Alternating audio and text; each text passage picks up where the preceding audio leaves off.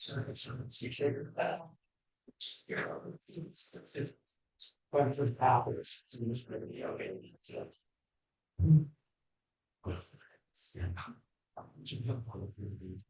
Yeah, here. Yeah. No, it's like three years ago, we're a few issues, this very sometimes that's the actually that it's not how we need to do. And we patient. It's yeah. That's but we check the pretty hard if we do how so So you mercy for her, July 21st, please rise for the pledge. I pledge allegiance to the flag, United States of America, and to the republic which stands one nation under God, slow. I don't ever see it as roll call. Charters, here Florida, Here. Olson, here Penfold, here. Smelter Pritchard is passed excused. Yes. Approval of the agenda. We don't have any changes to my knowledge, so I'll make a motion to approve the agenda as presented. Second. Roll call. Charters, Yes. Florida, Yes. Olson, Yes. And request to appear before council, we do not have. Or did not have any. Public input, 3 minutes, please, state your name and address. No public input. Okay. We're gonna move to correspondence, there's nothing listed, however. We have received a letter from Jay White. Says, dear Joanne, as you know, it was not an easy decision for me to let my term on the Housing Commission expire. I have totally enjoyed and appreciate being a part of the city's planning team to conceptualize and build rental and ownership attainable workforce housing to meet the needs of our community now and in the future. It takes time and a lot of work and talented, committed team of people to make positive changes in the community. And I'm proud to say that Frankfurt has an A team serving it. I want to take this opportunity to thank and recognize those volunteers and employees who passionately serve the city on the Planning Commission, Zoning Board of Appeals, Downtown Development Authority, Recreation Board, Tree Board, Fire Department, Airport, Marina Authorities, Chamber of Commerce, Tax Assessor, and Tribunal, Election Board, and volunteers, City Clerk and Office Staff, Police Department of Public Works, City Council, Mayor, City Superintendent, and many of the volunteers that plug in when needed. Though my term on the Housing Commission has expired, my passion and commitment to support this community will continue. When my position as chair is selected, I plan to meet with them to pass along any information that would be helpful in continuing the city's mission to solve our housing shortage and create a more balanced and sustainable future in our community. Thank you for your opportunity. Truly has been a pleasure to be part of the city's Frankfurt team.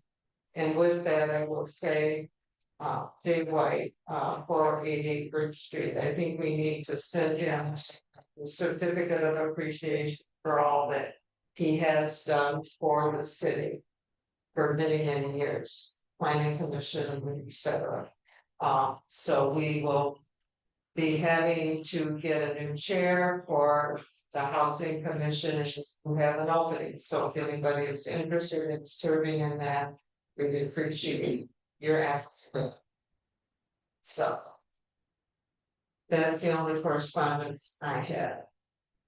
moving to approval of minutes, we will just take the regular and the special meeting, but C, we will have to address that separately. I found no corrections in the regular council of 6/16 or the special meeting on 6/26, so I make a motion to approve those as presented. Second. Any questions or comments? Roll call. Florida, Yes. Olson. Yep. Penfold, Yes. Charters. Yes.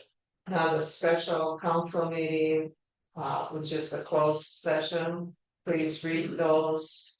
We'll make a motion to approve them and then give the minutes back to Chris. I found, but we had an opportunity to read. Okay. That's good. Very good. Straight motion to accept the special council. Closed session meeting on June 26, 2026. Is there a second? I'll second. Okay. Give your envelope back. Olson. Penfold, Yes. Charters. Yes. Florida. Yes. Okay, now moving to approval of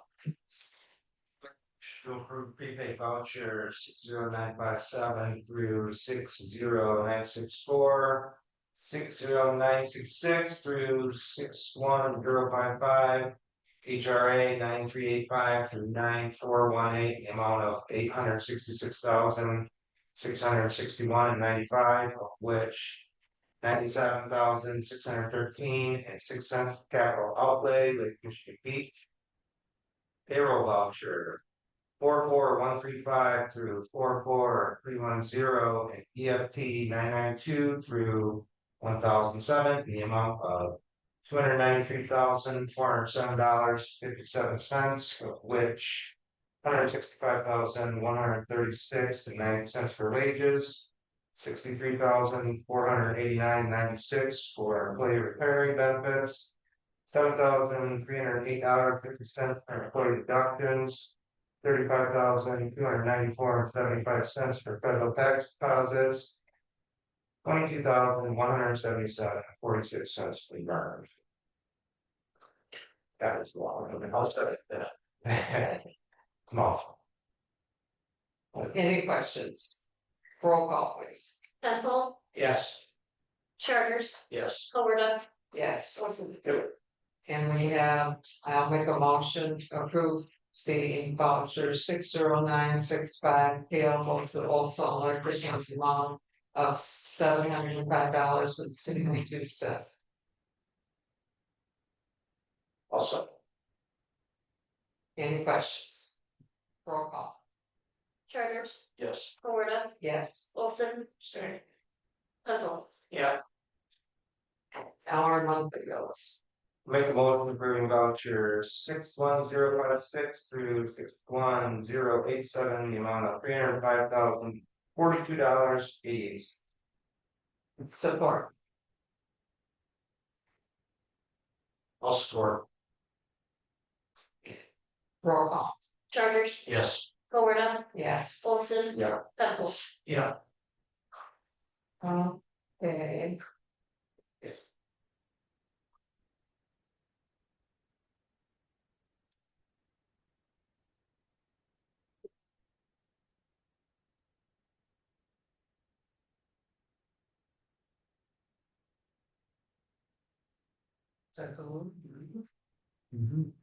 Dale, you're first. Okay, I'd like to say first, before getting into my committee reports, I really appreciate and congratulate all the departments for how things went over the 4th of July. Yes. Everybody in the superintendent's office, as well as the treasury and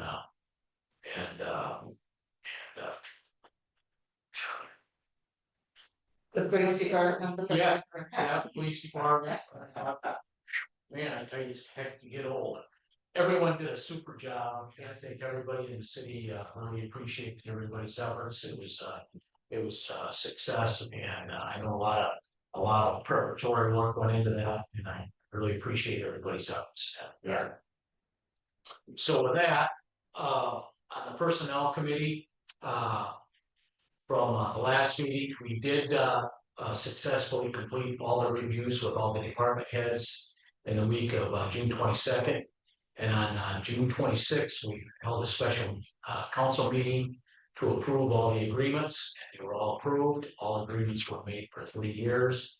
And everyone's doing a great job. The city of Frankfort can be thankful that we have such an outstanding staff.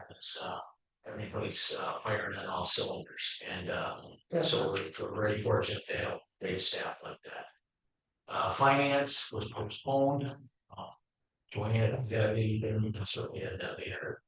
The fire advisory board did not formally meet, but we held some preliminary discussions with Katie Zeitz and King on possible opportunities there might be for better collaboration on EMS and ALS for the county to just basically better serve all the citizens of Benzie County. Very productive conversation. There's going to be some follow-up discussions in August. So that went really well. At Blue, I'm happy to report that all the infrastructure is operational. They're just going through some final debug and optimization of the processes. Contractors going through their cleanup, working on some final punch list items, which includes landscaping. But yeah, things have went very well on that project, and I would they'll continue to go. But everything's operational. Things are done. Because we had some folks out of town, Pete and Jenna, I kind of pitched it and set in on the planning commission meeting. And just kind of a recap, the planning commission supports the Green Ridge Third Amendment on the docket for tonight. So they wanted to indicate that. They also support in general the possible expansion of the EDA on East End, but understands that there's still some details to be worked out there. They understand the need for the Tank Hill cell tower, which would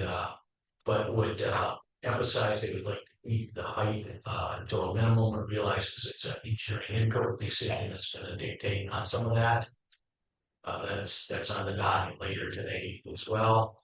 There was a discussion on short-term rentals. There was some discussion on the capacity. Right now, the ordinance reads that there's 2 people allowed per bedroom plus 4 extra in total. They would like to consider possibly going to 2 per bedroom with 2 extra, but that'll be discussed, continuing to be discussed. They also reviewed their CE continuing education requirements and opportunities, what might be. They have a goal to finish the sign and fence ordinance by October, and they support seeking a grant for the master plan updates in the East End strategic plan. Tentatively, the next planning commission meeting is set for August 5th, but that needs to be confirmed. So that's my report for the. Any questions for Dale? Right, finance, yes, we were unable to meet physically, but we got all of the information by our computers, and the year end is very, very, very tight.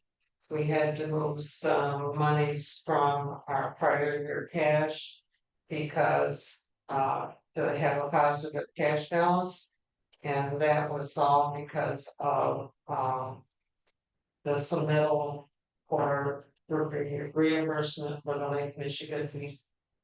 Didn't get back to us in time or didn't get out, in order to get the money back in time before our fiscal year ends. So we will replenish that once we get reimbursed from the state, and I think I'm understanding that all of the answers from the state have been answered as far as the reimbursement. Yeah, we should be receiving a little over $100,000 this Just week. $101 today. Or digital, okay, but And then the that, pop-up rack. yeah, so, but that is going to be, not the whole, No, I still will. because they gotta come and certify the whole. Okay. So. It was a very, very tight end of the year. I don't think we're gonna have any surplus this year, but we'll see how it shakes out. We did not have a grant committee meeting. DDA did not meet and, in this month. However, we did have a meeting with the assessor. Rick, Bernard was there, myself, Pete, Dale. To go over the probabilities of going ahead and extending. How much revenue would go to the DDA and how much the city would get. If we do that now, so there's still some. Research and discussion that need to be done yet before this comes before the floor. So, like I said, Brandon or Dale and Pete were both there and it was a very good meeting. It was explained very well to us and Wyatt did an excellent job of explaining it to us. So that is pretty much it. I thank the people that attended the reading of the Declaration of Independence. I thought that was a very nice, and we thank Arlene Sweeting, is that her last name? For organizing that, and it was pretty well attended. It was a very appropriate thing that we had. It's very nice. I think that's all I have. Pretty. Rec board did not meet this month, I was unable to attend the airport board, I will touch on public safety since Jenna's not here, I'm just gonna reiterate what Dale said about staff here, the DPW guys, fire, and the police, you know. For smooth sailing through the 4th of July, so, good work to all those crews out there that made sure everything ran out should, so. Other than that, at the public safety, we mainly touched on, you know, some of the concerns up on Michigan Avenue with speeding and. We're gonna have a meeting in August. To discuss further, how we can maybe make some changes to that, so that everybody's safe up there. So, that's all I have. And Pete, So Dale stopped in for planning commission, none of my other committees met. I too would like to recognize the various departments for 4th of July. Living right in the thick of them. And one of the smoothest 4th of July's I've seen. yeah, and the parade was very, very, very long. But it also was very well organized, Ron. You did a great job at. Appreciate it, yes. So, that is pretty much it. Commissioners report. Proceeding. You know what? Get it. So, the group that I really wanted to touch on is that, we are in our. So we had one on the 13th, we had one this morning as well, and those are open public meetings. We're working on, this year's budget 26-27, which is not affected by the August 4th vote. So the August 4th vote will affect years 27, 28, and 28, 29. Also, the podcasts are available on the county's YouTube channel. And so Katie and Michael Beach, our equalization director, are basically have conversations about taxes and such. So more information there about the village. Yeah, any questions for me? Thank you. Complete partner heads report. Well, while we're sending thank yous to people, I want to thank my staff. In my room, I have a good pulse, that you can hear things that are going on. The ladies up front have really been inundated with trash questions. Everyone probably noticed that Robert was on vacation last week, so crazy. Robert was our trash guy, who's I don't really love water. Yeah, yeah, it's been here for a very long time. So, what is the front lines? I think they do a great job. Sometimes you get a little frazzled when you have negative and negative, but overall, I think they always do a fine job. Water and sewer software, I did note in my report that it would be happening this month, however, due to some vacations schedules, it's going to be delayed until next month for training, so it will still be on Google software for August. We don't foresee any problems with transferring over. I don't actually, well, anytime you transfer between the software, there's the potential, I mean, it's not new software, it's the same software we have, it's just upgraded, it's going to the cloud, basically. Okay. So, I'm sure, but I'm sure the transition, anytime you do something a little bit different, there'll be a few questions, I'm sure, but Jennifer's more than capable for sure. Yeah. Your end is promise. We did receive our third one from Lake Michigan Beach. We did receive a couple of our 15 and receivables thus to date. 2 pages of receivables. We have there the spreadsheet. We have all but 7 have been collected. So that's great. So things have OPEB audit is in, so that makes things better. We're still waiting to collect on the check. Those stuff early voting's coming. Anybody have any questions? Well, did you not say that the state is not going to buy us our new machines? We have to budget for that, am I correct? I'm very appreciative. Judy actually sent me a text, and we were at our last count meeting. It was not in their budget, the state's budget, for their mandate to change our election machines. So that was not funded.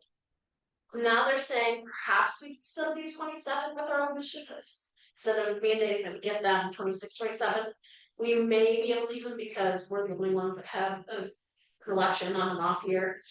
But for 28, we'll definitely have to. So they're hoping maybe they'll the funds, but as of now. Okay. Well, that's all it's up. But we can use the current funds that we have Yes, through 27. that's what we're being told now. But we'll see what happens.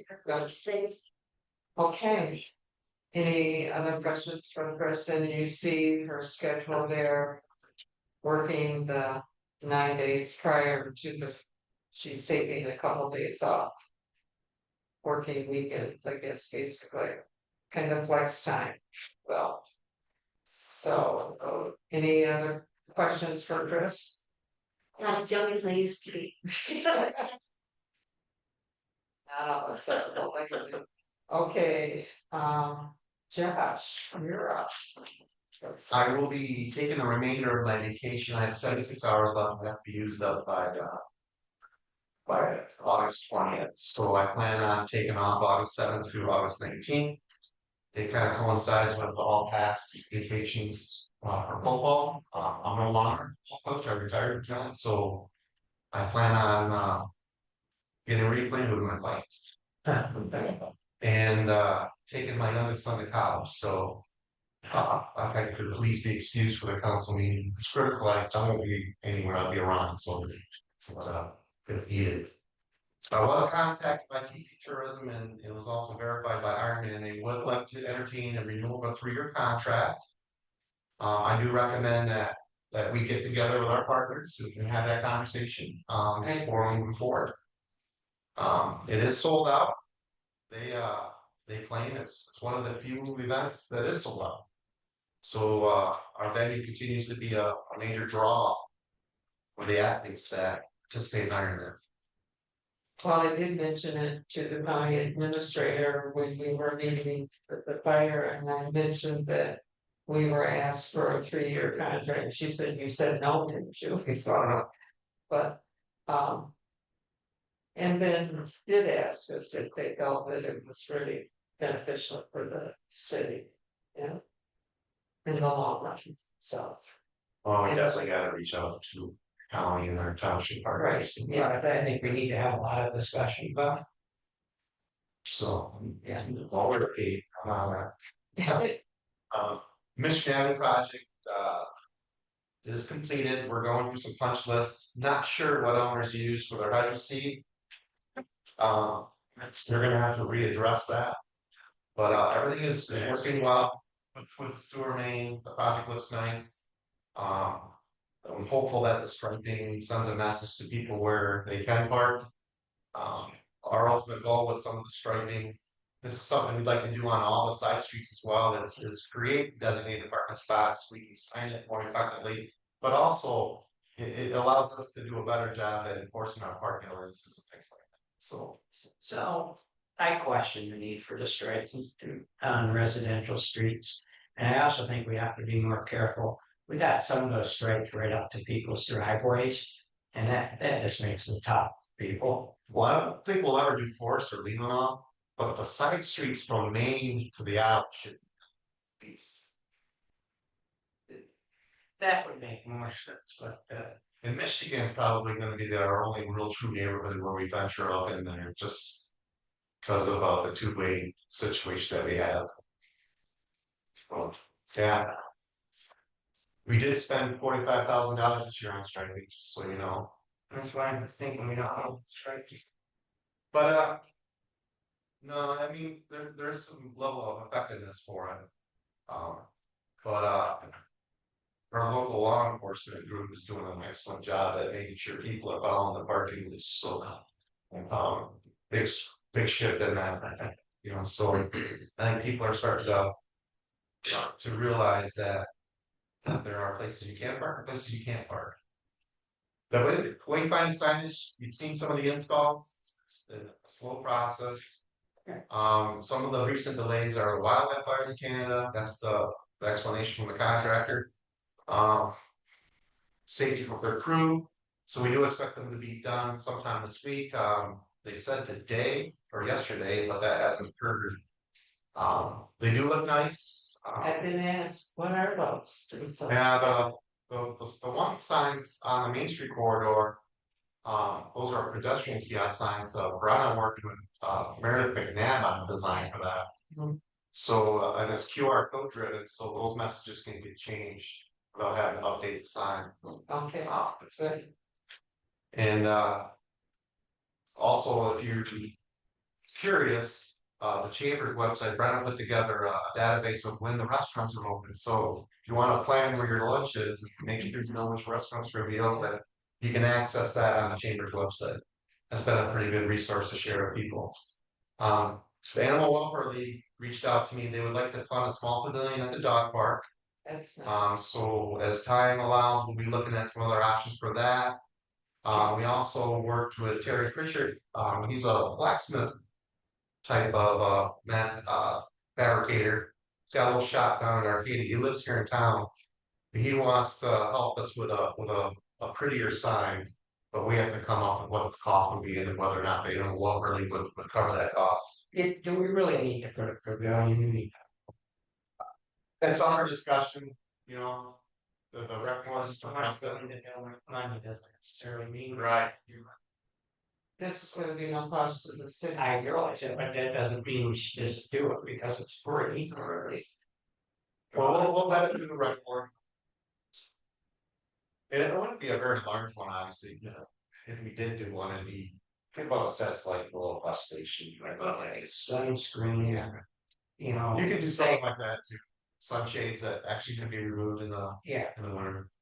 Yeah. Have you anyone had the opportunity to look at the information being provided by Technical Preservation on the progress Of the lighthouse? Yeah. Well, interesting, isn't it? And just some things that were, you got to see a little bit of the bones going back there.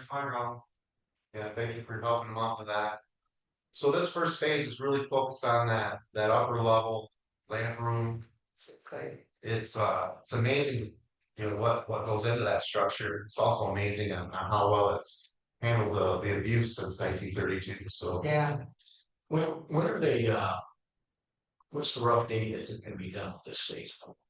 Uh, this phase, they were initially hoping to be done at the end of July of this phase. Right. Couple of weather delays. You know, I guess I just, yeah, that we. And Brady's pulling off. Structure. Does not necessary anymore. And, um.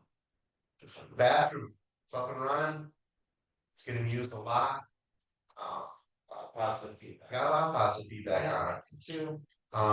Third day in, we did have a sewer issue. It's backed up. It was on a Sunday.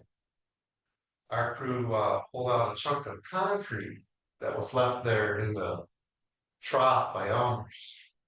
So are they gonna be responsible? They're gonna get reduced final payment by the amount that we have to pay for that. Okay, We good. did end up another contract, they televised the swimming on Winnebago, Michigan and Miami, and there's no other chunks of concrete, Good. and it is in great shape. So we're ready to go. I did get an email from an individual. Oh, that's not very good PR to be locking the new bathroom. Well, and one little thing with the bathroom, the lock that they use around the doors, is not, hardy, and so they're gonna have to remove all that. We did get a little bit of vandalism, looked like black tar. Come to find out someone was playing in it, you know, and then wipe your fingers. Yeah. So it's unintentional. It came off relatively easy.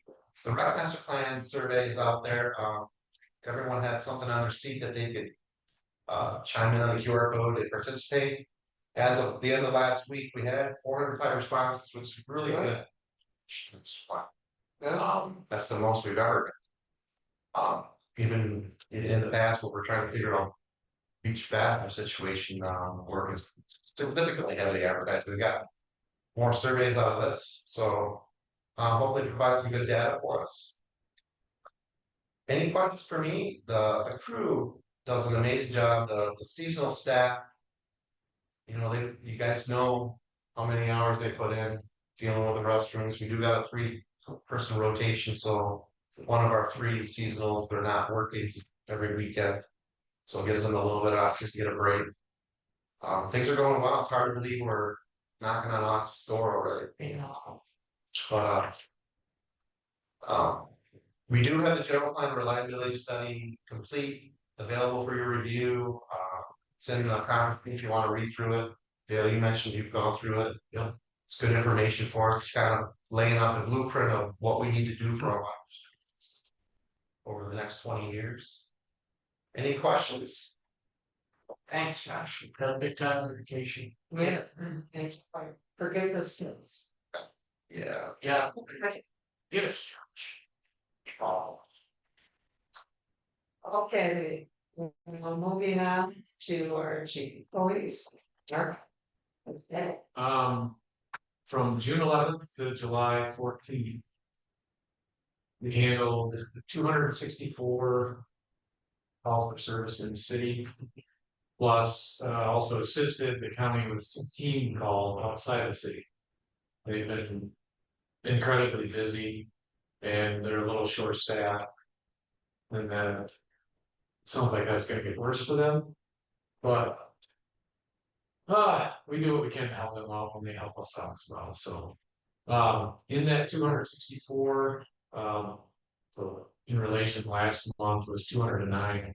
It's 63 traffic stops. Traffic crashes remained roughly the same at 10. That includes private property stuff, so parking lot things, that kind of thing. So but 58 citations issued in that time frame. The majority of those are parking tickets, so Suzanne's been been on it. I see your out. It's, I don't know if this year's just. I think it's worse. Yeah, there's been a lot of parking in the yellow stripes. Parking issues have been worse this year. I don't know why.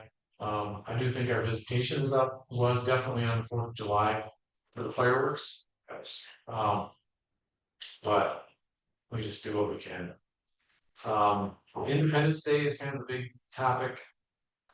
That was the big hurdle to get over this year. And it was really nice having 4 of us. Instead of 3 last year. We had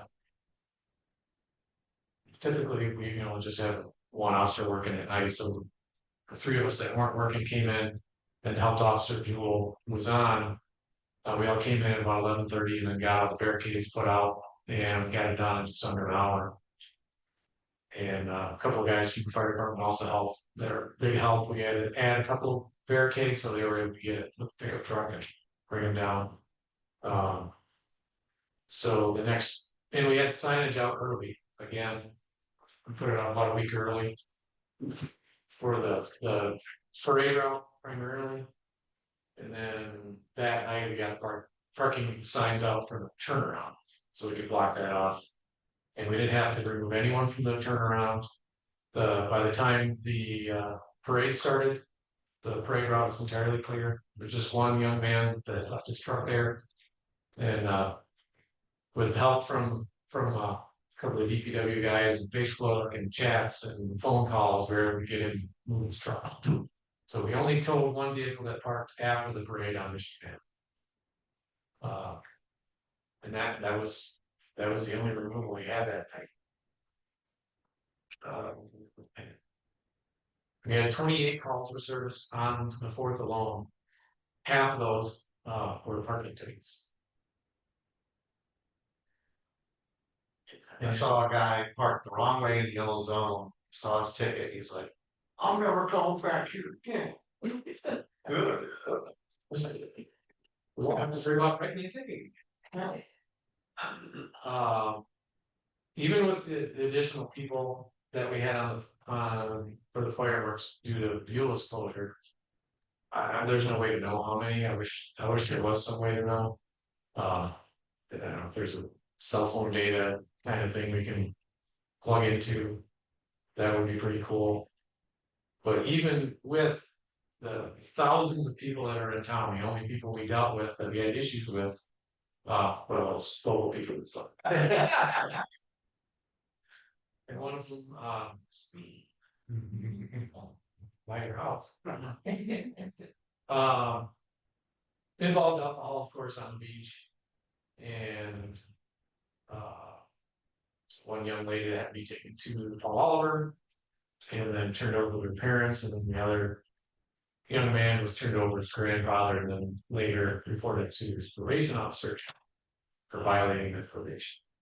But the traffic cleared out. I got 0 complaints about traffic flow or traffic issues or tie-ups. If anybody heard different, let me know. So, I had zero. so as far as track goes, this is the way it seemed like in previous years we had a lot more volunteers down Michigan Avenue, closing the alleys off in Miami and stuff. So what I saw this year, what appeared to me was less personnel, but a much smoother operation. So, like you said, I didn't see the traffic issues we usually see. I didn't see how trying to sneak in Michigan Avenue as much, which means you guys are doing and a stable job by being more visible throughout the whole day, the whole weekend. A lot of that, I think getting the signage out early helps. The CERT was able to help again this year, huge help for them setting up the ADA parking Right. at the turnaround. They didn't have the personnel to, usually they're there right on parade and they stay on it. Right. They just don't have the volunteer staff like they used to. So we came up with a time that would work with their schedules. And we came up with just to open that at 6 o'clock And then go until 9:30, 10 o'clock, whenever it fills up, and that worked perfect. Suzanne actually was able to let one person in. They were approached her and they had their credentials, so she let them park it for, which was fine. Couldn't do that all day, but it filled up in that time frame. All of it did, I tiny house shifted the number of mirror hangers. like, Yeah, and it was like, just, Oh, we added some signage where we typically would have personnel. And it worked just fine. Good, yeah, good. Do you have any initial observations on social district? Oh, the signs seem a little small. Maybe something that definitively says where it ends, and there could be some pavement stuff. Maybe on the Betsy Valley Trail, something, sidewalks. Other than that, I haven't had any issues. It took me by surprise when I left the farmer's market one morning carrying a loaf of bread, and I had the option to buy a Bloody Mary. It's interesting. It's just taken some getting used, but honestly, I've only seen one discarded plastic cup of organic. There's one set on your front porch for 2 days. Oh. So, and that was one complaint I got from the chief of police, I think it was in Manistee. When I asked him about theirs, and he said, if he had any complaint at all, it was just the increase in trash from the cops. And he said they remedied that, they added a few more trash bins and took care of that, so, okay. Thanks for those comments. I did get one person, individuals saying to me that they saw, I didn't see it for myself, but somebody walking down Main Street with a beer bottle, not a social. So that's something that you would have to address. Yes. That is outside of the social district rules, right? No, that's what I thought. So. Okay. Any. Wow. Okay, Mike. We had 50 calls for service in June, 37 EMS, 13 fire. In the city, we had 20 EMS calls and 3 fire. We had 1 mutual aid assisting in other departments and 2 fire. That was mentioned.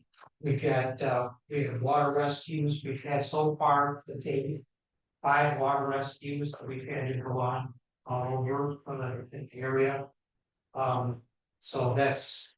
And right now, as of today, we had 62 runs for July. We're running sometimes 6 calls a day. All over the place. Fire recovery, we got $2,475.72 from Fire Recovery USA. This extreme heat, smoke has been taxing on a lot of people. They've proven this causes heart attacks, which our heart attacks have been increasing. It's proven it's causing people with respiratory distress and even strokes, causing strokes. So we're having an increase in that as it's coming along. So it's very important to not only, keep an eye on where it goes, but to hydrate, drink lots of water, and also make sure that your pets are taken care of. You have access to adequate water and shelter to stay out of the heat. Conducted some training, department pump operation, draft and water supply. We're going to continue that in this next coming Tuesday. We'll be doing the same as well. Our 4th of July was exceptionally busy for the department. We responded to 8 calls for service on that day, including 2 incidents that occurred back to back. During the event festivities, both beaches reached standing room only on Birthday at Pier. Despite the large crowds, attendees departed the community safely and without significant incident. By the time all apparatus had been returned to service and equipment restored, the personnel were able to leave for their home was approximately midnight, marking a 16-hour operational day. Although it was long and demanding shift, the event was highly successful overall in our after action review. The level of service would not have been possible without the dedication and commitment from all the Underground Department, who willingly sacrificed their time with their families, gave up their holidays to protect our community. Their professionalism and teamwork ensured that no calls for service went unanswered. In addition to the meeting needs of our area and service area, the department provided mutual aid to neighboring jurisdictions upon request. One such was that we got a call from Ben's EMS that said that we got a driver, but we got a paramedic, but you don't have a driver. Do you have a driver? Yep. Provided a driver, and that ambulance was sitting down here at Sparkle. And they responded to 2 EMS calls together jointly, one from our people and our own paramedic together. So demonstrating continued commitment to regional emergency response, which, as mentioned, we're building on. We had a think it's this is a good time for you to, say what happened at your meeting. Yeah. Well, the 2 meetings, when we first met with Katie and Tom. And Dale and myself, and then the results from yesterday. I think this is a good time for you to bring that up. Sure, we met with Tom King, the director of Ben's EMS, and Katie Zeitz, the county administrator, to discuss ideas in order to work together to find out. There's apparently one. Well, I know that in the morning, sometimes I hear on the radio, they say, well, we got dispatch last, have you got 2 ambulances or 3 today? And I'll say, well, we only have 2. Well, I found out that one ambulance is sitting up here in Frankfurt in the garage, sometimes it's not being used. So that's why the collaborative effort is to say, well, we've got EMTs. To run a basic EMS unit, you need 1 medical first responder to drive and 1 EMT to operate that. We EMTs are trained with probably putting on 12 leads, including the basics that are required to get them, to get person, the like to fall out or where we need to take them. The point was that I wanted to have the meeting on our discussion meeting was why is that ambulance sitting there when we have personnel that can utilize that ambulance? So we felt that we could form a collaborative effort of either probably parking that ambulance over at the fire station, utilize our personnel and get that out of there. So nobody's waiting for an ambulance. Case in point, 2 days ago, I had a person that was waiting that just needed to go to Paul Oliver. This was at 2 o'clock in the morning. We got a call for a person that needed to, wasn't feeling well, sick, out of the smoke. And they had to bring that ambulance all the way out of Elmira. We waited 32 minutes for that ambulance to get, because both of the other ambulances were out of the community. And as they know that, and working with Tom said, this is the shortfall. So how do we make this better? So the agreement was see if we can find out a way to staff. I met with Tom yesterday, and our agreement is there are some of the things that we're coming across is to collaboratively maybe put 1 paramedic over at our station and then run an EMT in with them and utilize medical first responders and things. For instance, on the weekends, I've got an EMT and a medical first responder, so they can utilize the rig and I would backfill personnel in order to cover it. To cover, when that ambulance is moved. We're going to try to utilize more Paul Oliver. There's a lot more discussions that we had about collaborating with Paul Oliver to see what more we can do, what direction we can work in that area. We talked about how we would fund this, ways that this would go. We talked about a collaborative effort where they would basically provide providing the fire department with funds for running their run with their truck. So they get compensated and possibly putting it into a contingency fund for EMS on the EMS side of the balance sheet. So that we could utilize those to cover those that need to be backfilled and those get called in. Some of those expenses offset some of those expenses. If we have to go to Traverse City, let's say a person's having a heart attack, they have no ambulances, that's an automatic required med control STEMI, has to go straight up to Traverse City. Same thing with a stroke or other key things. Those things we discussed about doing basically what's done by Thompsonville, some of the others is you pick up a paramedic along the way. This ambulance that will be parked in will be equipped for ALS. We'll have the drug kit, we'll have everything on board. We will pick up a paramedic along the way and go straight up to Traverse City and drop that patient off while we're back on it and coverage will not be lapsed here in Frankfurt, we'll have a medical first responder, we'll go back down to a medical first responding licensure, which is exactly what we have currently on place, so.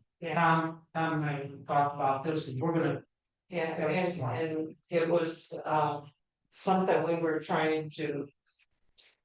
Get together or collaborate with them about a year and a half ago, and it just kind of dropped. And so, but something happened that brought it to a head, and I'm glad that they're finally willing to work with us, and we reiterated many times to them that we're not trying to do their transports or gain money that way, we're just trying to be a better service to the people that we serve. So, we're going forward, Yep. at least. the vision is the same. Yeah, and they just have that.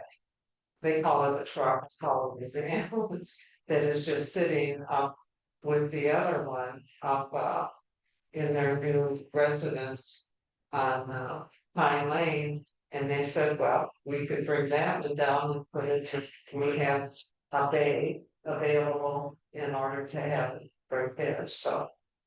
So there's gonna be another meeting, am I correct? Yeah, there's gonna be another meeting, I think August 3rd, we'll all get together again. Yeah, and work out a lot of the details, so yeah, very good, I'm glad to see that. We're getting progress. So. Okay, any other questions for Mike? All right, old business. It is the cognitive, we tabled this from. Last month because you felt, and we do have the assessor's report. And our packet also. So. My position is, for the person to qualify for this poverty extension, exemption. There's a lot of guidelines that the assessor has to go through to make sure. No assets and so on and so forth. I'm comfortable with going ahead with Mish's guidelines. And leave it to the assessor to make sure that, I mean, you can't have any assets, I mean, it's. Pretty well spelled out in there. Who and can qualify. So. Any other comments or questions? Currently, there's two potentials. That's my understanding. And Is lower if we amend this, it lowers.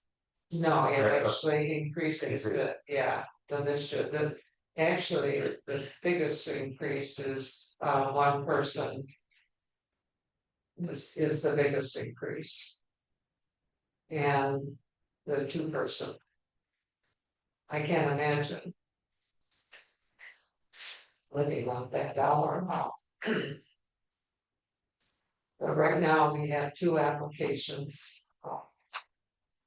It's my understanding that there's gonna need to be a lot more investigation in on one of it. As far as assets that go, but the other one looks very probable. So, any other questions or comments? Just as a reminder, this is something that we do every December. We're required to do it in December. When Mish comes out in May, this may happen again where he may propose again. And it's up to the city assessor. He's wants, so the city for that matter. So. We'll be doing this twice a year. If this is something that we're gonna do going forward. We'll be amending, putting in the federal guidelines, meet our requirements for federal and state level. And then if the city so chooses to change it after the Michigan comes out of the month. So we have till December that. No, we've already approved December's, so for this, We already approved federal, this is missed. for the 2026, he'd like to change the requirements for it. So deadline for this. They had the board review today at the meeting. So as soon as he's able to get that, if this passes, he would need that as soon as possible. Allowing him to increase the amount. So like, let's say someone before, So there's no. yes and no, I mean, we'll be stuck with the federal guidelines for the rest of the year, if that's the case. That's, yeah, Status quo. Yeah, so basically if someone gets, I still. so someone Had rap. So someone has, Educated is the. so if someone has $15,000, that's their. $15,650 is what they get, that's what they have. under federal. Under federal, it's being proposed that it's being increased by $454,450, $20,100, so they would be able to make $4,000 more and still be able to qualify to the exemption, Oh. not paying Right, taxes. And this takes into account. Assets they own. Yes, They have to do this is just the. So if they own 20,000. 3 acres somewhere, that would put that over the. the correct. That's where it's complicated, and that's why it has. Where he would be the Definitely. one, yeah, So. he actually ends up having the final say after his audit or investigation on each one of these applications. Or we can leave it as is and. It's why it's John Williams. It's kind of how I think it.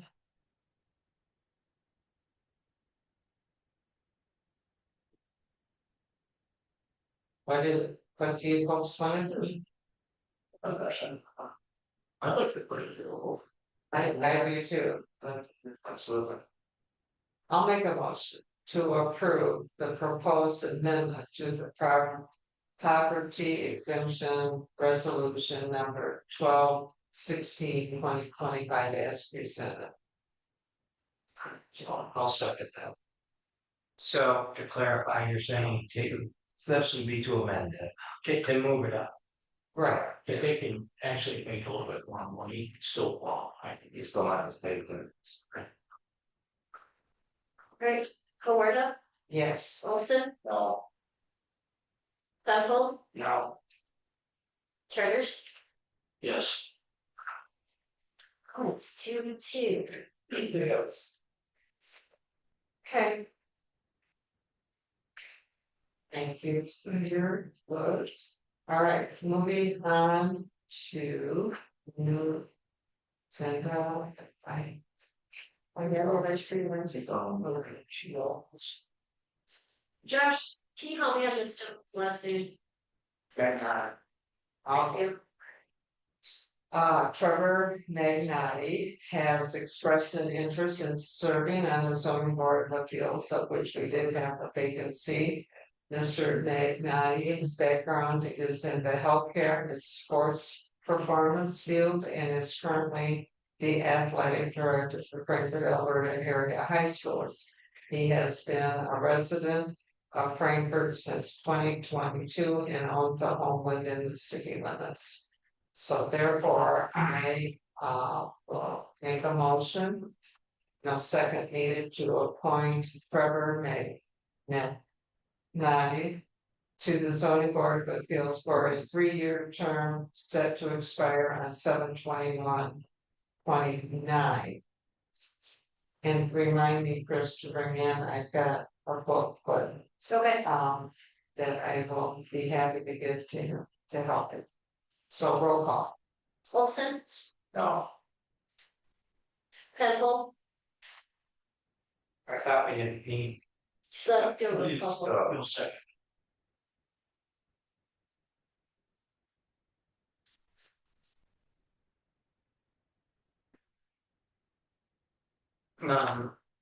No. Charters, Yeah. Goleta, Yes. motion fails. 2-2. I would like to see. This brought back. When we have a full board. My only thing with some of these appointments is, can we like have these people present to say, you know, who they are? I've never heard of this guy in my life, and we're just gonna appoint a little Nelly to a board just based on mayor Good point. action. Yeah. Josh. So I kind of recruited him. I deal with this guy every day. He's a young parent. He's got a couple of young kids in our school district. He's actually the athletic trainer at the school. So in my role of coaching, I've worked closely with him for the last 4 years. And he lives in a house where Highland and Lawson meet, in that part of the city. And that's an underserved part of the city. Typically don't have a lot of representation from that part of the city. I'm not saying, you know, I'm saying no because, you know, I don't know what's good from Adam. Let's get these people that we're gonna appoint to these boards, at least have them come in and introduce themselves to the council and so we can meet them. Well, we can bring this back when we have a full board, is that correct? And ask the individual to appear, That'd be great. okay, we'll do that, That was my saying, so. okay. Alrighty, moving on to the business. Consent judgment number 3, Dune Ridge, okay. Alright, so the Dune Ridge project go on. They went through their wetland delineation update with Eagle. And because of that. They need to shift the waterfront units to the south. Currently, the units are at a 19-foot setback along the north property line. It's being proposed to move it south to have a 73-foot setback. The other amendment is actually driven by the city and it involves an above ground lift station. And that would actually be placed on the upland parcel on the other side of the line with a proposed garage that are located. And that's primarily safety reasons. Yeah, so to avoid confined spaces for our employees, that's since about 2019, we've shifted our focus on lift station development. We haven't built a new lift station recently, but we would like to do above ground lift stations right to avoid from going down to low. But it's 2019 pump came apart and our flooring was douche pretty good with sewage and everything was fine, but can go south quickly. So it's just an added security measure that we've looked at to enhance the safety and well-being of our staff. And has Ross been able to get back to you if this is an amendment to the consent judgment or? He has Or is it pretty much administratively? because Ross and I had a conversation, pretty minor request. Right.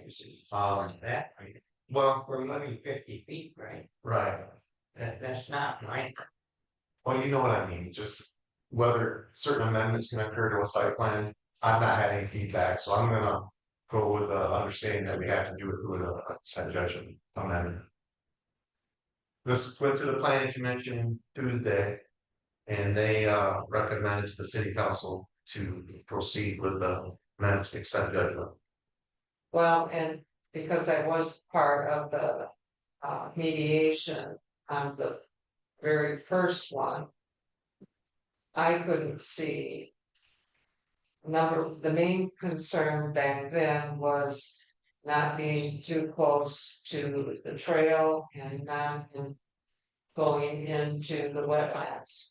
And I don't see where this is altering that at all. Matter of fact, it was better than what was proposed by the Tobins back then. At least, they're putting a parking lot and drive in front of the condos there. So what's the setback gonna be off the south line? 19 was the Off the south line, Yeah, well, the parking lot's 27. So that dimension's not figured on there. I could that's scale we're it up, up. Stop. south end of South building to the south property line. I'd have to scale it, tell you. Alright, so that's moving 50 feet roughly closer. Yes, To the south. 3 To feet the or south. something. yeah, so it's probably good 90 feet still So, to the property line. And then is this something we actually have a say in, or is this something they just? definitely have to do that, yeah. Or, no, We they definitely, have. Is this something we have to do Yeah. without? Because I'd be inclined to say that these with units 10 and 12, they move to the south. say that again, That they do away with units 10 and 12, they move further to the south.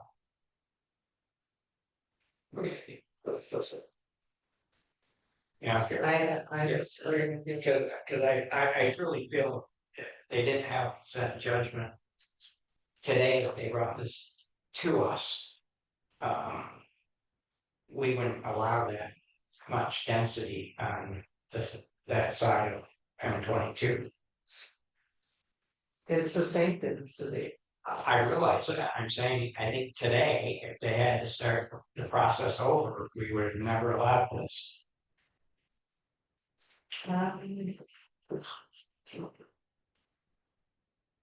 Josh, or This was a process of cleaning up the site in spring. I'm sure pretty much everybody in this room probably recognized we did that.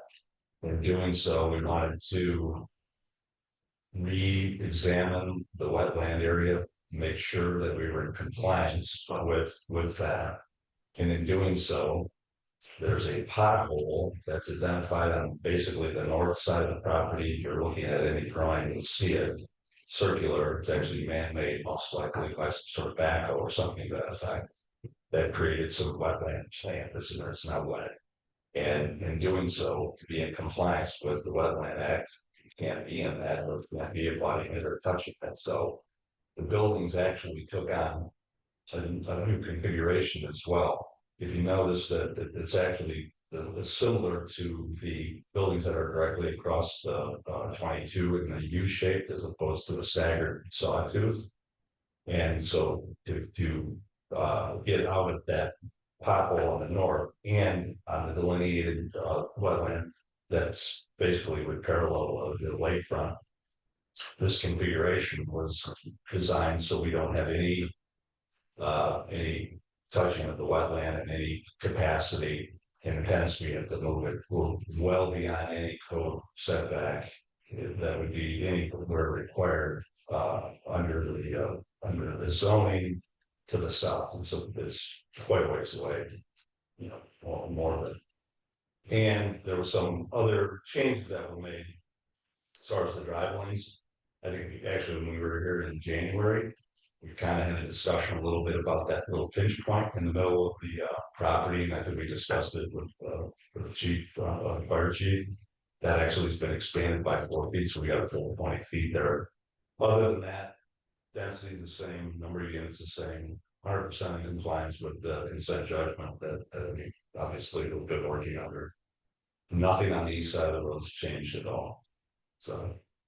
and And as far as the utilities go, Josh and I are working kind of closely to get to the point where we want to have the above ground building. We didn't feel it was safe from the standpoint of that it was going to sit in the right of way, right at the entryway to the entry to the development, which would have been in contact with the Bessie Valley Trail. So that would have been blocking that building would have been 9 foot tall. And so it would have been, we didn't think, one, aesthetically very pleased, two, a little bit, you know, concerning about cars going in and out, being blocked visually by that building. So and we is decided to move it across the street. there not like a runoff or a drainage to the south of the last building on what a rain garden or whatever you want to call it is that is there to prevent any runoff over into the next property, am I correct? I don't know if there's any specifically, I mean, everything obviously is running towards the lake. right, You don't have any south, it's, you looked at a topo, the topo's, quite drastic, going toward the lake, that's what you're doing. So. any other comments or questions? Why is it taken to this point to get to this? We heard from you back in January. That these things are gonna be breaking ground in April. I drive by there, I don't see anything happening. The sign says coming spring 2026.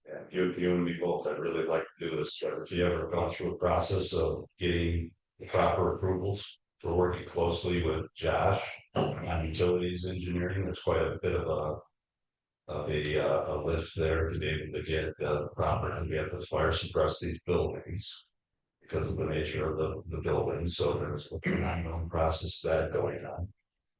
You can't delineate a wetland without having growth in the spring, so we were waiting on the consultant till the proper time is that you can actually do the work, so that was actually late May, early June, before they could even do it, so if there's no growth, they can't identify the proper vegetation to be able to do that, so my goal was to start a long time ago. Unfortunately, permitting and entitlements and everything that goes on with this is very, challenging.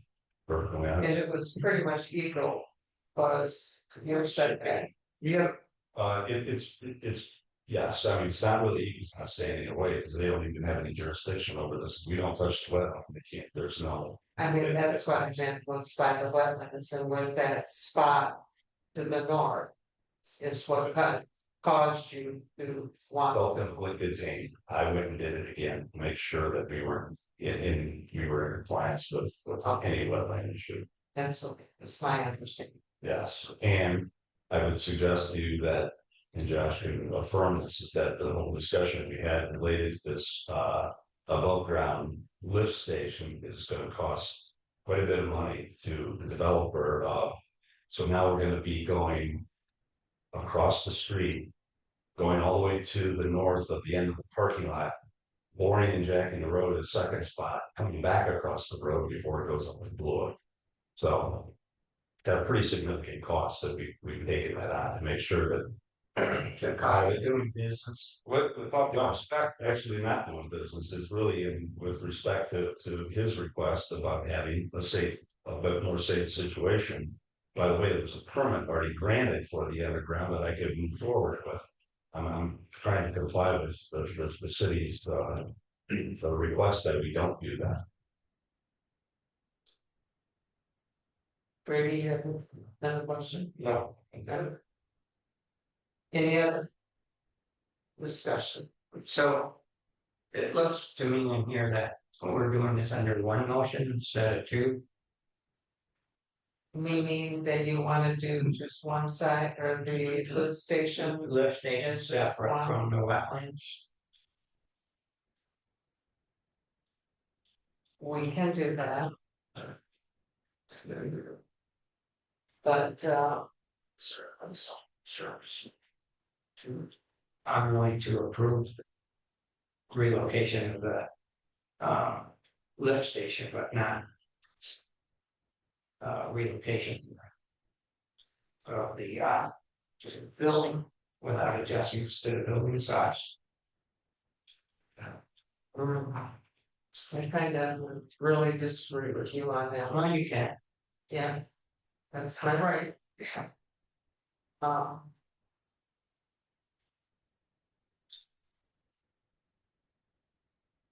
I'll make a motion that we separate the agenda item into two separate motions.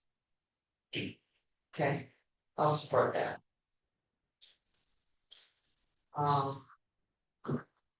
And what I'm gonna suggest is the.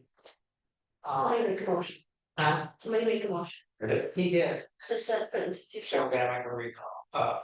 to separate the. So that motion's made. I need a motion for Okay, so we need to vote. the delocation. I'll make a motion that we, The vote on the first. okay, roll, Olson, Yes. Florida, yes, Charters, Yes. Penfold. Yes. okay. Now, let's make a motion on the lift station. I'll make a motion to approve the recommendation of the planning commission to amend the third amendment of the consent judgment agreement to have an above ground lift station associated with the Dune Ridge project. I'll second that. Okay. Any more discussion on that? Okay, roll call. Penfold, Yes. Charters, Yes. Florida, Yes. Olson. Yes. Okay, now I'm gonna suggest we table. The second part of this. So Table the portion about moving.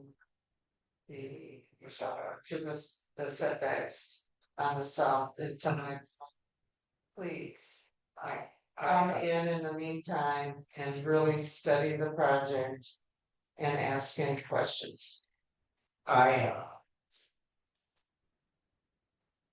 think we should came down 2 months because I can't be here next month, so if you're doing it because you're afraid of not having a full board here, then. We're not gonna have one next month. Well, if we have to, we'll call a special meeting when everybody calls it Okay. to address just that. So we'll just say that it's a motion to be tabled, for the movement of the setback on the south side of the project. In town. Old Corn Press. So, That your word? yes, that is, I'll second that. okay. Roll call. I really don't like delaying this, but Florida, yes, Olson, Yep. Charters, Yes. Penfold. Yeah. okay. The next agenda item is amended seasonal employee policy. I'm gonna let first through that. Like you rest of it. So on April 21st, the council approved the policy for the seasonal employees. Since then, there's been somewhat of an issue with overtime in a department that was not budgeted for. Scheduling has been a challenge. So therefore, after doing research, the part in there that says in an 8-hour workday, if they have overtime totaling 40 hours in a week. After that, they would be considered to have overtime, and that meets all the state requirements. Instead of that. And that's standard policy. And if they work, of course, they go for 40 hours. Union contract says anything over 8 hours per day. So that's in the union contract, so this mirrored that. So I'm asking to please take out the 8 hours per day regarding the overtime. This will better allow department heads to better scheduling and oversee certain departments of. And to have this. That it would take effect immediately. So this will be passed out to all the seasonal employees, so they're aware of the new regarding overtime. So we have an individual who has overtime every single. Can It's not a budget. yeah. Trying to find the motion. I lost it. Wait.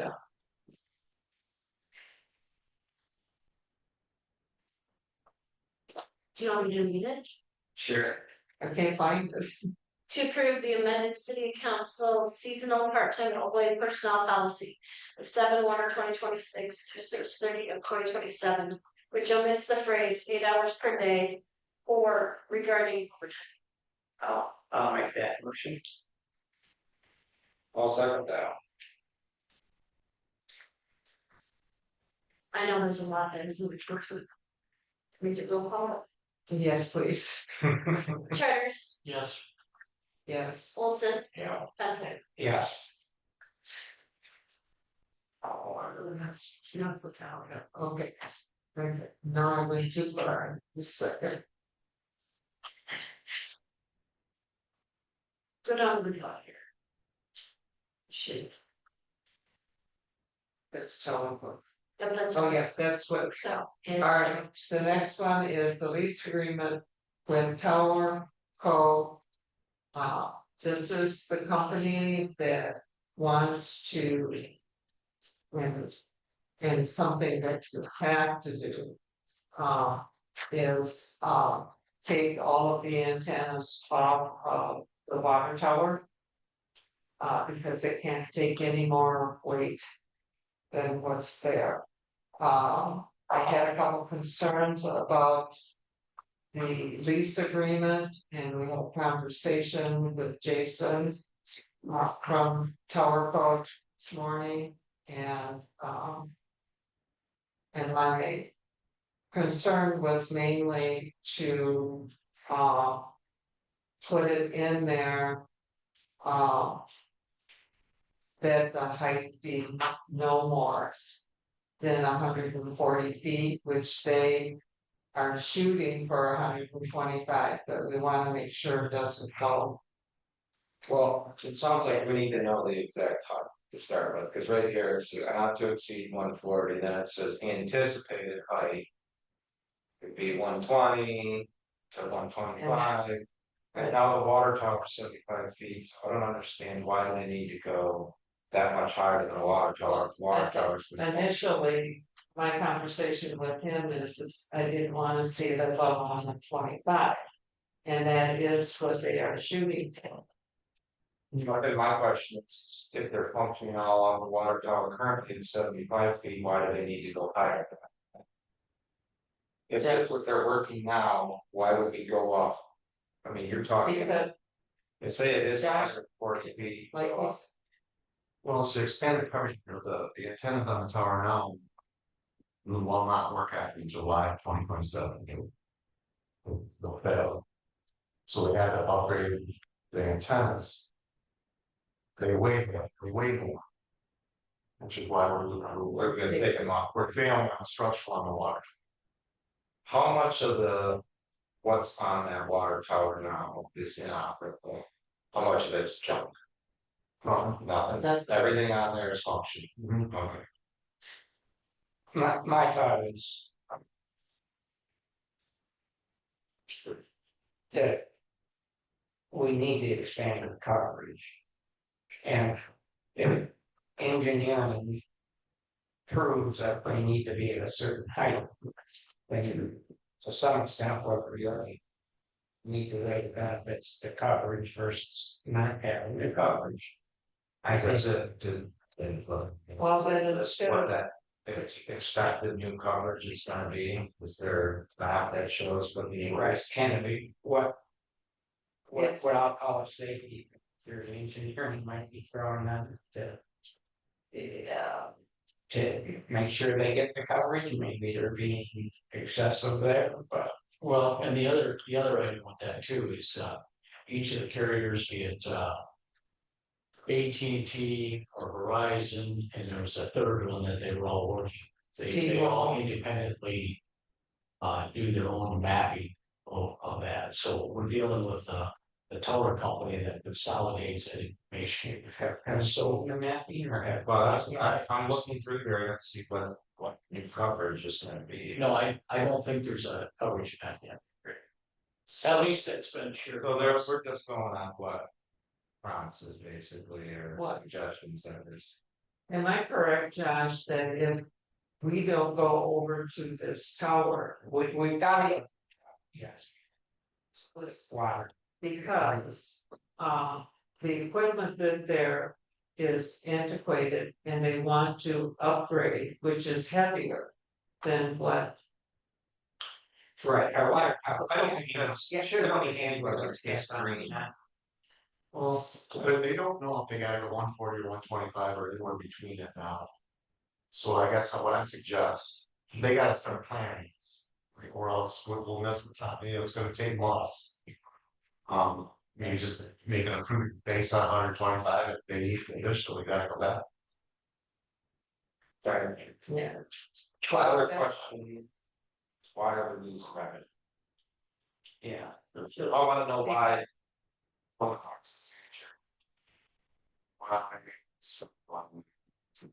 Over When they- anything. When they went to the city on the water tower, they got some. So that's why we want to. And they can pull out at any time they have that class. And So we if can we don't use do it. this and go to this tower, those companies could pull out of here and we would have no. That was a threat years ago. Yeah, they're not gonna. They're not gonna. Well, I'm saying it's in there. Well, they would have to, put a tower someplace else. Right. They got Liberty Emergency Service Tower, but they don't like that tower, 'cause it's too short. And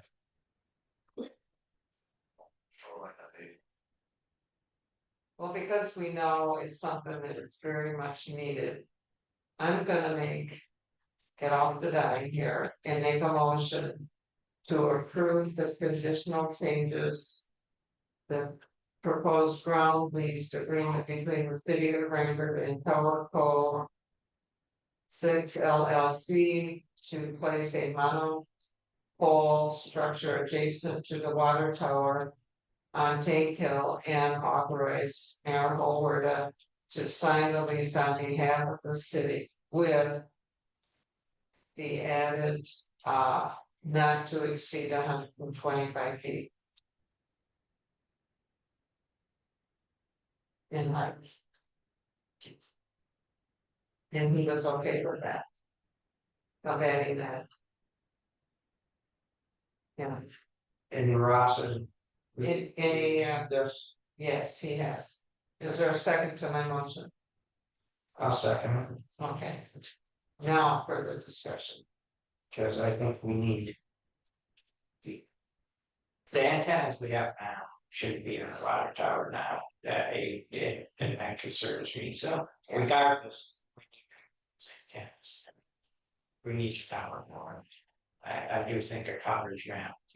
Would be nice to see what they're promising, but regardless, we gotta move what we have to a new tower anyways, so. Any other discussion? Could we renegotiate the amount that we're gonna. I also talked to him about that because I was. Advocating a higher percentage after 9 years. And he did give me a very good explanation about it, and I said, okay, cause I said, we're looking 36 years down the road. At 2%. So what was clause they can pull out at any time, or is that not? It is covering us very well on both sides. We can pull out, they can, you know, so. They can offer a prepay, so like they can give the first 10 years of revenue up front. Right. Okay. Now, there's There's a no, good bad. yes, that's not gonna help you sell it, right? Okay, now. Well. I'm all about this lot of revenue effort. $20,000. Yeah, now. The revenue that we're currently getting will hold true through the fiscal year, Yes, so we'll Yeah. probably actually. This goes according to their schedule, we'll get additional revenue, but. I just feel like we're being bullied by big corporations here and what they're willing to pay us. And we can build the tower if we want. Or we can have no cell coverage. I mean, I'm okay with that. The thing is, I don't think that these companies are gonna pull out. They won't pull out. no, and we have no reason to, Yeah, I don't know why we don't appreciate it. It's just been something that I try. they're laying out the cost. Usually. Go back to, so let's do a business. I think with any contract, you know, I'm not gonna be there 36 years from now or. Future councils, even 10 years from now, could readdress this. I think it's reasonable to think. That, you know, 9 years, 10 years from now. They should be pretty stable, as well. So, It could be less stable too, that's true, based on technology. Right. With satellites direct and everything else. yeah, taking over those. And the continued competition between all cell phones, Yeah, you know, utilizing existing, you know, like spectrum using the device. Yes. You know, programs that use that and stuff. yeah, and Rescue.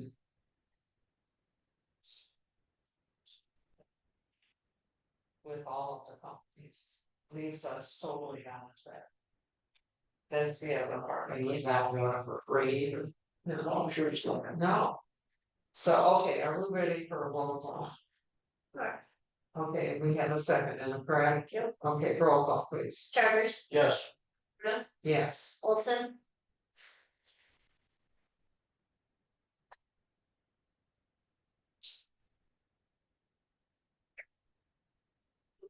Yeah. Okay. All right, and last item, fire department purchase. That was, no. Go ahead, Mike. Okay. We currently had, 5 rescues so far, water rescues this year. 2 on the Vesley River, 1 on Bass Lake, 1 on Lower Herring Lake, and this recent one was off on Breakwater. In response to the increased water activities, we asked the city council's approval to purchase and use Zeppelin rescue equipment boat. As you have before you, he agreed. This, when we found out it was for the Franklin Fire Department, what our intent was, he would price $2,300. So we are asking the city council. Respectfully request $1,500 to be funded in last year's fire litigation account, reflect cash. Or if necessary, the COF equipment reserve. Help offset some of that cost, the Frankfurt Volunteer Fire Department or Fire Department Club is committed to contributing the remaining balance of funds raised through community fundraising efforts. Club funds will be deposited into the city account and a check committed by the city as this will become a city asset. So, I have a couple of questions for you on this. Sure. One is, I realize you had 5 calls, but, don't have other agents, surrounding agencies have a goal? There's one, they've got sheriff's department is parked there. If they got somebody that'll run it, the last time we had it, they have to unhitch it, take it to Bass Lake, and I don't think the closest one other one that we have in the county is an Elmira, which is the same type of boat this is. And that's come down for every response call that we've had. So the nearest ones that we kind of got is if we have somebody from the sheriff's department run their boat.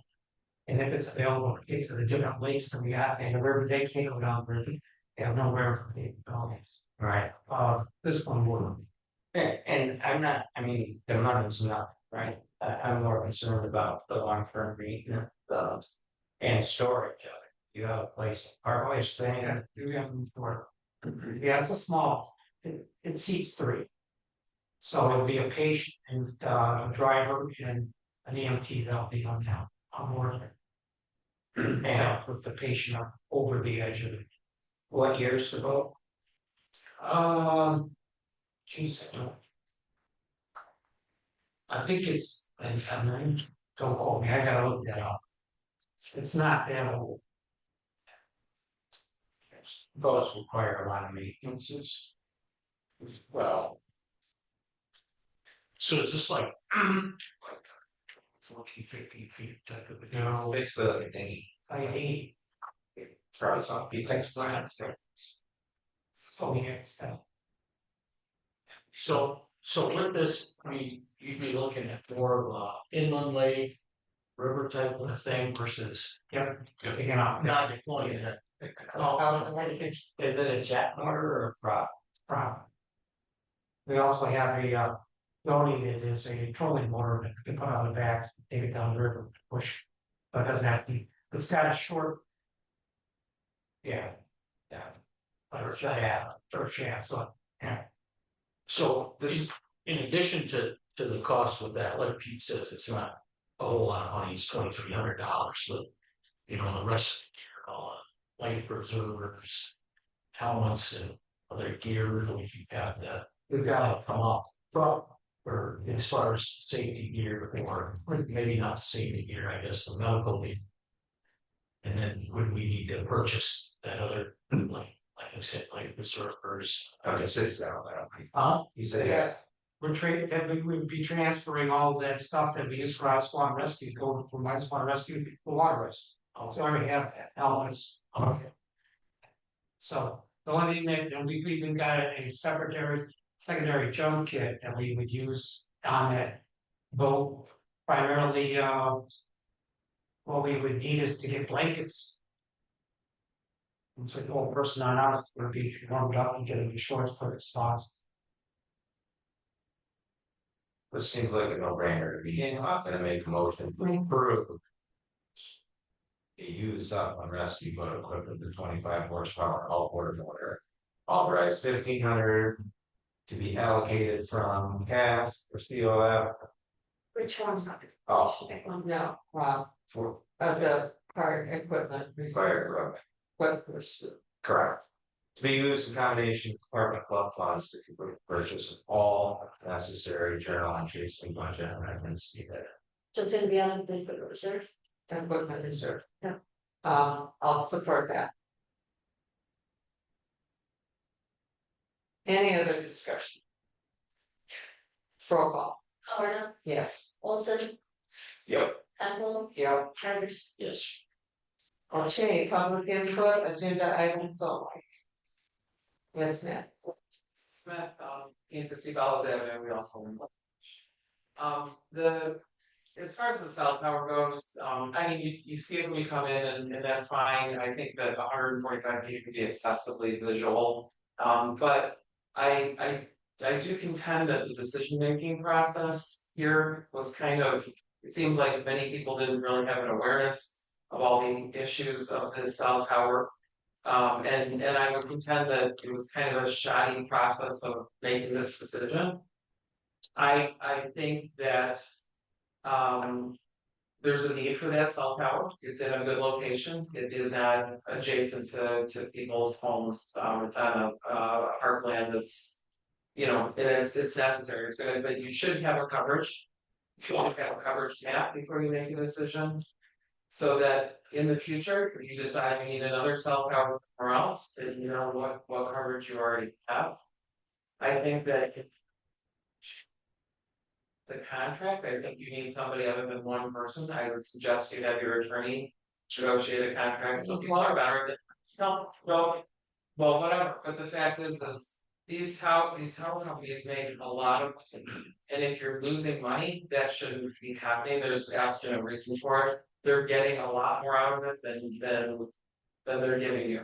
The other issue is that if technology changes and that tower becomes irrelevant, you should have a contingency that is removed when it's not useful for a people out of here. So no, it's. But just looking at the decision making process here, and I appreciate that you bring it up in front of people because this is the first time I think that these issues have been brought up to the public. But I do believe that there should be coverage maps before a decision is made. I'm sure we have a coverage map. Yes. Or should together. You had said that you can have that's also. Any other comment? Thank you for comment, and then I'll make the motion to adjourn. Got a second? Second. Second. Olson, Yep. Sure.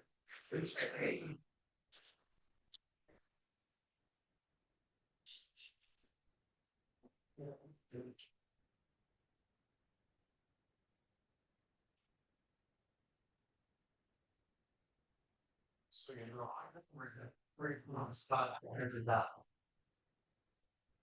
Responsible housing. Smell all the stuff. I'm thinking about.